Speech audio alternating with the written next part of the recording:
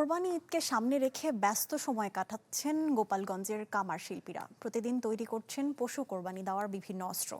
সারা বছর কাজ না থাকলেও ঈদের কয়েকদিনে তা পুষিয়ে নিতে ব্যস্ত তারা।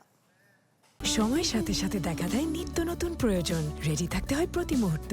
তাই এলো ইনোভার, যেন আপনি লাইফে থাকেন রেডি প্রতিদিন। Innova, designed for now. কোরবানি উপলক্ষে এবছরও সরগরম হয়ে উঠেছে গোপালগঞ্জের কামারপাড়া। সারা বছর কাজ কম থাকলেও এ সময়ে বেড়েছে হাতুড়ির টুংটাং শব্দের কর্মব্যস্ততা। জেলার বিভিন্ন এলাকা থেকে ক্রেতারা ভিড় করছেন স্থানীয় কর্মকারদের কাছে। বানাচ্ছে ছোরা, চাপাতি, ছুরিসহ বিভিন্ন সরঞ্জাম। আবার পুরনো অস্ত্র ধার নিয়ে নিচ্ছেন কেউ কেউ। কোপা দাঁড়াচ্ছি, তারপর ছোলাছুরি জ্বালাচ্ছি, জবই ছুরি জ্বালাচ্ছি।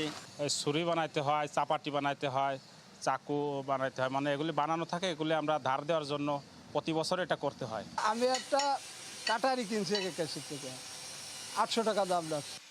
গত বছর লোহা 80 টাকা করে কিনলেও এবছর কিনতে হচ্ছে 110 থেকে 120 টাকায়।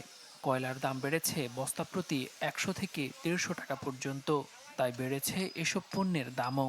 চামড়া ছাড়ানো ছুরি বিক্রি হচ্ছে 200 টাকা, দা 300 থেকে 350 টাকা, বটি 400 থেকে 500 টাকা, আর পশু জবাইয়ের ছুরি 900 থেকে 1000 টাকায়।